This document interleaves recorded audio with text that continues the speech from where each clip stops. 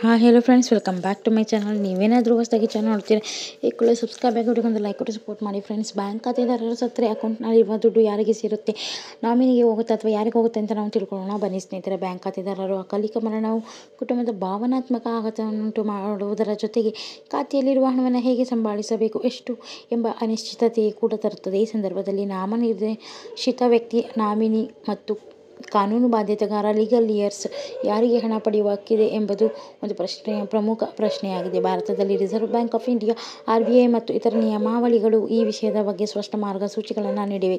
ನಾಮನಿರ್ದೇಶಿತ ವ್ಯಕ್ತಿ ನಾಮಿನಿ ಪಾತ್ರ ಏನು? ಬ್ಯಾಂಕ್ ಖಾತೆದಾರರು ತೆರೆಯುವಾಗ ನಾಮಿನಿ ಮಾಡುವುದು ಒಂದು ಅತ್ಯಗತ್ಯ ಹಂತ. ನಾಮನಿರ್ದೇಶಿತ ವ್ಯಕ್ತಿಯು ಖಾತೆದಾರರ ಮರಣದ ನಂತರ ಬ್ಯಾಂಕ್ ಹಣವನ್ನು ಸ್ವೀಕರಿಸುವ ಜವಾಬ್ದಾರಿ ಹೊಂದಿರುತ್ತಾರೆ. ಆದಾಗ್ಯೂ ಒಂದು ಮಹತ್ವದ ವಿಷಯವೇನೆಂದರೆ, ನಾಮಿನಿಗೆ ಹಣವನ್ನು ಪಾವತಿ ಮಾಡುವುದು ಬ್ಯಾಂಕ್ ಕರ್ತವ್ಯವಷ್ಟೇ ಹೊರತು ಅಂತಿಮ ಹಕ್ಕು ಅಲ್ಲ. ನಾಮಿನಿಯು ಖಾತೆಯಲ್ಲಿರುವ ಹಣದ ಮಾಲೀಕರಲ್ಲ, ಬದಲಾಗಿ ಅವರು ಹಣದ ನಿರ್ವಾಹಕ ಕಸ್ಟೋಡಿಯನ್ ಮಾತ್ರ ಆಗಿರುತ್ತಾರೆ.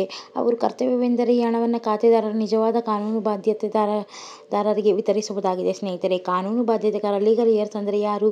ಹಕ್ಕು ಅಂತ ತಿಳಿಯೋಣ ಬನ್ನಿ. ಮರಣಿಸಿದ ವ್ಯಕ್ತಿ ಆಸ್ತಿ, ಪಾಸ್ತಿ, ಬ್ಯಾಂಕ್ ಠೇವಣಿ ಸಹಿತ ಅವರ ಕಾನೂನು ಬಾಧ್ಯತೆಗಾರರಿಗೆ ಸೇರಿದ್ದಾಗಿರುತ್ತದೆ.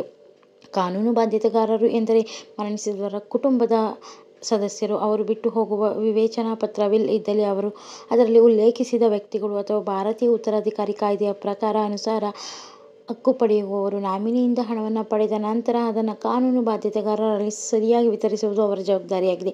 ಹಣ ಪಡೆಯುವ ಪ್ರಕ್ರಿಯೆ ಹೇಗೆ ಅಂತ ನೋಡುವುದಾದರೆ, ಮರಣಿಸಿದ ಖಾತೆದಾರರ ಕುಟುಂಬವು ಬ್ಯಾಂಕ್ ಸಂಪರ್ಕಿಸಿ ಮರಣ ಪ್ರಮಾಣ ಪತ್ರ, ಡೆತ್ ಸರ್ಟಿಫಿಕೇಟ್, ಖಾತೆ ವಿವರಗಳು ಮತ್ತು ನಾಮಿನಿಯ ಐಡೆಂಟಿಟಿ ಪ್ರೂಫ್ ಲೈಕ್ ಆಧಾರ್ ಕಾರ್ಡ್ಗಳನ್ನು ನೀವು ಸಲ್ಲಿಸಬೇಕು.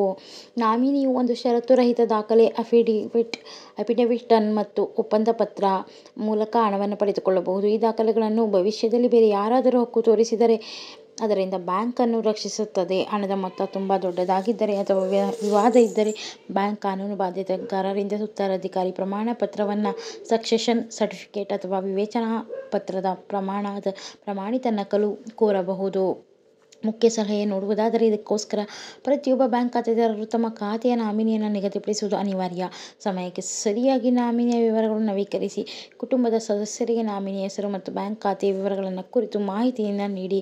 ಸಂಕೀರ್ಣ ಪರಿಸ್ಥಿತಿಗಳನ್ನು ತಪ್ಪಿಸಲು ಒಂದು ಸ್ಪಷ್ಟವಾದ ಕಾನೂನುಬದ್ಧವಾದ ವಿವೇಚನಾ ಪತ್ರವನ್ನು, ವಿಲ್ ರಚಿಸುವುದು ಉತ್ತಮ. ಈ ಕ್ರಮಗಳು ಮರಣದ ನಂತರ ಹಣ ಪಡೆಯುವ ಪ್ರಕ್ರಿಯೆಯನ್ನು ಸರಳಗೊಳಿಸಿ ಕುಟುಂಬದವರಿಗೆ ಕಷ್ಟದ ಸಮಯದಲ್ಲಿ ಆರ್ಥಿಕ ಚಿಂತೆಯಿಂದ ಮುಕ್ತಿ ನೀಡುತ್ತದೆ. ಸ್ನೇಹಿತರೆ, ಇಷ್ಟ ಲೈಕ್ ಮಾಡಿ, ಶೇರ್ ಮಾಡಿ, ಸಬ್ಸ್ಕ್ರೈಬ್ ಮಾಡಿ.